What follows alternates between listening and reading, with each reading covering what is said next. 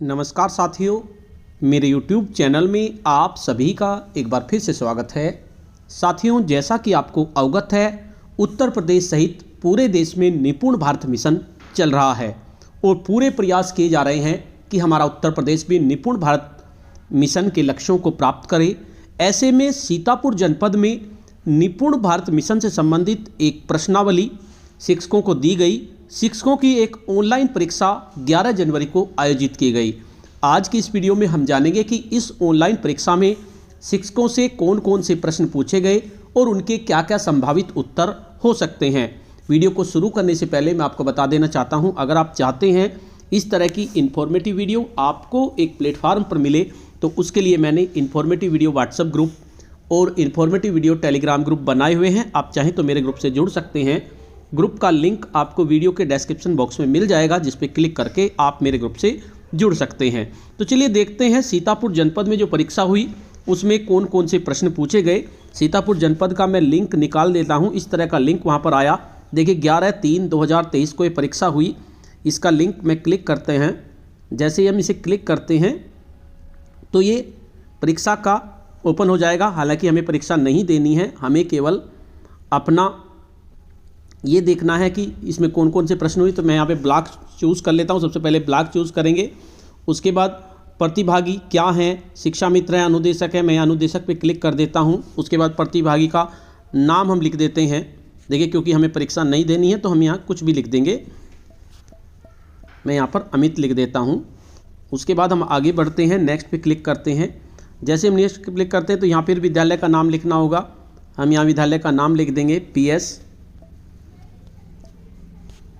कुछ भी नाम लिख सकते हैं आप, क्योंकि हमें केवल देखना है कि कौन कौन से प्रश्न पूछे गए।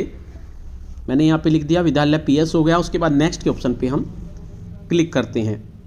जैसे हम नेक्स्ट के ऑप्शन पे क्लिक करते हैं तो हमारे सामने प्रश्न आते हैं। देखिए सबसे पहला प्रश्न है, उपचारात्मक शिक्षण की 18 तकनीकों का उल्लेख है आधारशिला में, संदर्शिका में, ध्यानाकर्षण में और शिक्षण संग्रह में। तो पिछले साल आपको 3 मॉड्यूल दिए गए थे, उनमें ध्यानाकर्षण जो मॉड्यूल दिया गया है उसमें 18 तकनीक दी गई हैं। तो इसमें हम ध्यानाकर्षण पे क्लिक करते हैं।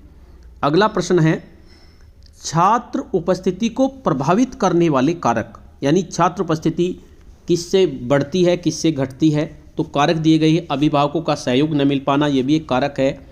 SMC PTM बैठकों का प्रभावी न हो पाना, ये भी है।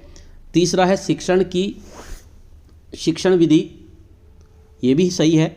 और विद्यालय का परिवेश, सभी से छात्रों की उपस्थिति प्रभावित होती है। अगर परिवेश अच्छा नहीं है तो उपस्थिति नहीं होगी, अभिभावक का सहयोग नहीं होगा तो भी नहीं होगी। तो इसमें उपरोक्त सभी पे हम क्लिक करते हैं। नेक्स्ट प्रश्न है, फाउंडेशन लिटरेसी और न्यूमरेसी कार्यक्रम से आच्छादित कक्षाएं।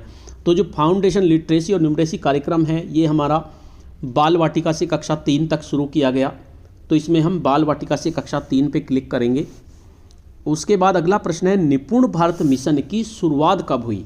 तो निपुण भारत मिशन की जो शुरुआत हुई थी वो 5 सितंबर 2021 को हुई थी।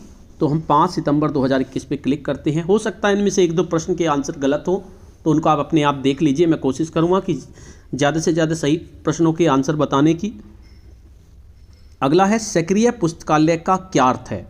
सक्रिय पुस्तकालय में क्या होता है। देखिए बुक इश्यू पंजिका बनी हो और अपडेट हो, बिल्कुल होनी चाहिए। पुस्तकालय प्रभारी भी नामित होना चाहिए। पुस्तकें बच्चों की पहुंच में भी होनी चाहिए और पुस्तकें पढ़ने हेतु बच्चों को प्रेरित किया जाए। तो इसमें मेरे हिसाब से उपरोक्त सभी आना चाहिए। हम उपरोक्त सभी पे क्लिक करते हैं। अगला प्रश्न है, शिक्षक डायरी बनाने का उद्देश्य क्या है। जो शिक्षक डायरी हम बनाते हैं उसमें टाइम एंड मोशन आदेश का अनुपालन भी करा जाता है। अन्य विभागीय आदेशों का अनुपालन भी आप कर सकते हैं कि मैंने आज ये कार्य किया। जैसे विभागीय आदेश आते हैं, आपको कुछ करना होता है। संरचित शिक्षण का टूल भी होता है। शिक्षण योजना का विकल्प तो नहीं हो सकता ये, क्योंकि शिक्षण योजना तो हमें अलग से बनानी होती है। तो मेरे हिसाब से इसमें 1, 2, 3 आंसर आना चाहिए। मैं इस पर क्लिक करता हूँ। नेक्स्ट प्रश्न है, उत्तर प्रदेश को निपुण प्रदेश बनाने का लक्ष्य हासिल करने हेतु निर्धारित समय सीमा क्या है। तो उत्तर प्रदेश को जो निपुण प्रदेश बनाने का लक्ष्य रखा गया है 2025-26 तक है। तो हम 2025-26 पे क्लिक करते हैं। उसके बाद NEP 2020 में कक्षा 3 किस एज ग्रुप में आया गया है। NEP में आपके 4 ग्रुप बनाए गए हैं, 5+3+3+4। तो 5 तो आपका फाउंडेशन हो गया, और जो कक्षा 3 आती है 3, 4, 5 वो प्री प्रेटरी में आती है, तो प्री प्रेटरी पे हम क्लिक करेंगे। अगला प्रश्न है संकुल बैठकों में प्रतिभाग करना आवश्यक है। आपके यहाँ संकुल बैठक होती है, इसके बारे में आपको पता है। कभी प्राथमिक के शिक्षक जाते हैं, कभी जूनियर को बुला लेते हैं, कभी ज़्यादातर वैसे 1, 2, 3 वालों को ही बुलाते हैं, कक्षा अध्यापकों को, लेकिन सभी शिक्षकों को बारी बारी से इसमें जाना होता है। तो मेरे अनुसार इसमें सभी शिक्षकों को बारी बारी से इस पर हम क्लिक करेंगे। अगला प्रश्न है निपुण लक्ष्य ऐप को किस एप्लीकेशन के साथ जोड़ा गया है। जब आप बच्चों का निपुण लक्ष्य ऐप से आकलन करते हैं तो जब बच्चों को पढ़ना होता है तो उसमें एकदम से रीड अलोंग ऐप भी खुल के आ जाता है, तो रीड अलोंग ऐप इसमें सम्मिलित किया गया है, इस पर हम क्लिक करते हैं। नेक्स्ट प्रश्न है कक्षा कक्ष रूपांतरण में सम्मिलित नहीं है। अब कक्षा कक्ष का आप रूपांतरण करते हैं, उसमें कक्षा कक्ष का भौतिक परिवेश तो जरूरी है ही, TLM भी होनी चाहिए, शिक्षक डायरी भी वैसे तो होनी चाहिए, गतिविधि आधारित शिक्षण भी होना चाहिए। तो इसमें थोड़ा सा कन्फ्यूजन है। कक्षा कक्ष रूपांतरण, तो कक्षा कक्ष रूपांतरण में देखिए इसमें क्या होना चाहिए, मेरे हिसाब से कक्षा शिक्षक डायरी का प्रयोग इसे छोड़ दें, केवल 3, ये सम्मिलित ना हो तो भी काम चल जाएगा। ये कक्षा कक्ष के रूपांतरण में नहीं होता, क्योंकि कक्षा कक्ष से भौतिक परिवेश भी जरूर है, TLM भी जरूर है, गतिविधि आधारित शिक्षण भी जरूरी है। तो मेरे हिसाब से केवल 3 पे मैं क्लिक करता हूँ। अगला प्रश्न है निपुण विद्यालय कार्य योजना बनाने का लक्ष्य क्या है।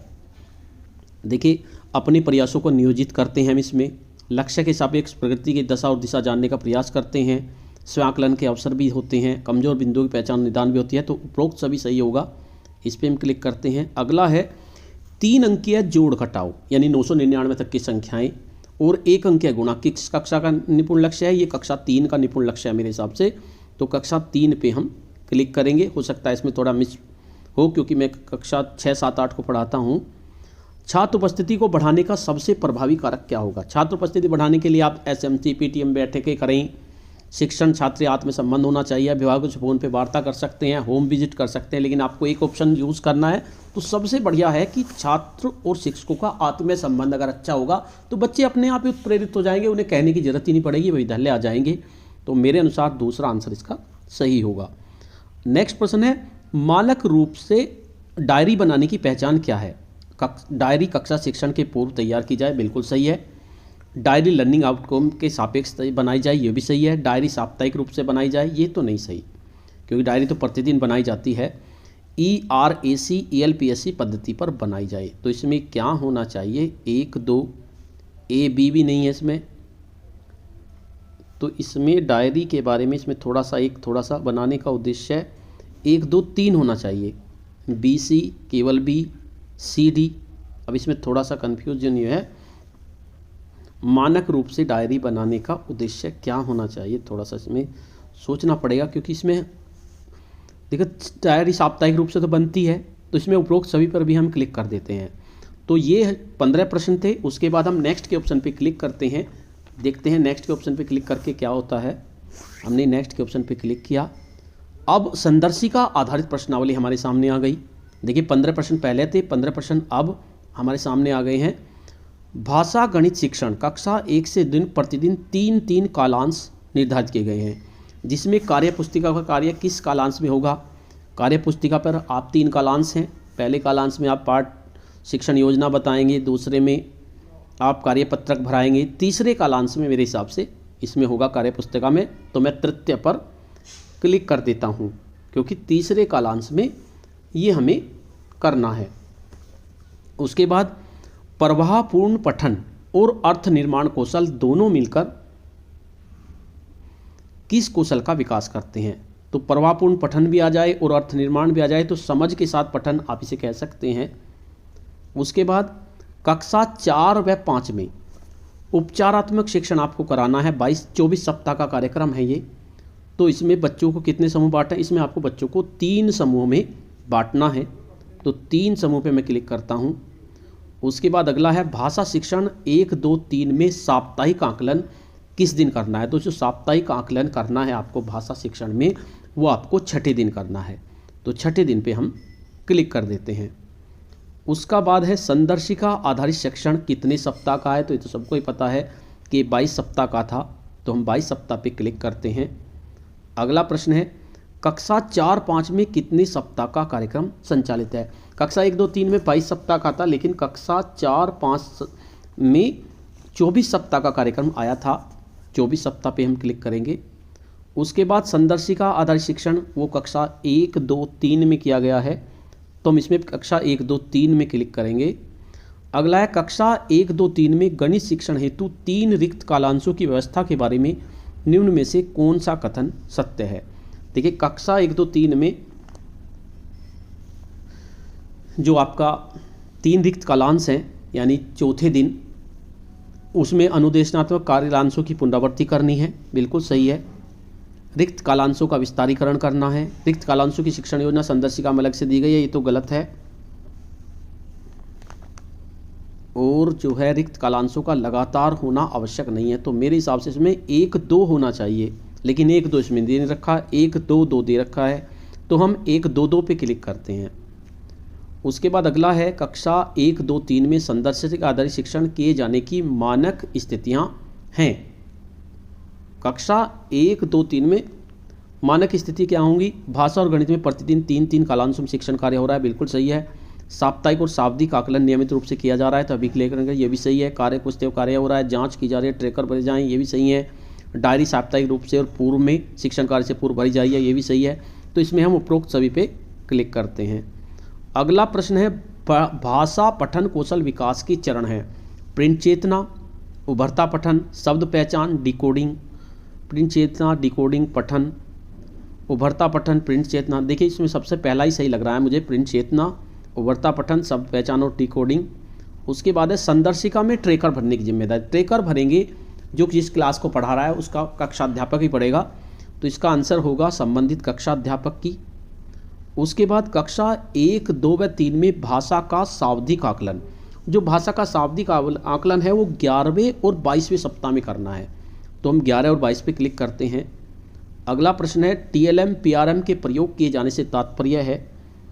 TLM PRM अवलोकन, पठनचर्या, तथ्यों की खोज और सोचने का कार्य, अभ्यास और रचनात्मक कार्य, तुलना, क्रम निर्धारण और वर्गीकरण, इसमें सभी कार्य होते हैं, तो मैं इसमें उपरोक्त सभी पे क्लिक करता हूँ। अगला प्रश्न है संदर्शिका आधारित गणित शिक्षण योजना कक्षा 1, 2 पुनरावृत्ति और उपचारात्मक शिक्षण। कक्षा 1 पुनरावृत्ति और उपचारात्मक शिक्षण, ये 6ठे दिन होता है, तो हम 6ठे दिन पे क्लिक करेंगे। गणित शिक्षण में एक सप्ताह में कितनी शिक्षण योजनाएं दी गई है? तो गणित शिक्षण में जो अपनी शिक्षण योजना दी गई है, 3 शिक्षण योजना दी गई हैं, पहले, दूसरे दिन, तीसरे दिन की, तो इस पर हम 3 पे क्लिक करते हैं। तो इसमें 15 प्रश्न पहले पूछे गए और 15 प्रश्न संदर्शिका आधारित पूछे गए, तो कुल 30 प्रश्न पूछे गए। मैं इसको सबमिट नहीं करूँगा क्योंकि परीक्षा मुझे नहीं देनी है। मेरा मकसद केवल आपको ये बताना था कि किस तरह के प्रश्न पूछे जा सकते हैं, क्योंकि हो सकता है कल आपके जनपद में भी इस तरह की परीक्षा आयोजित हो।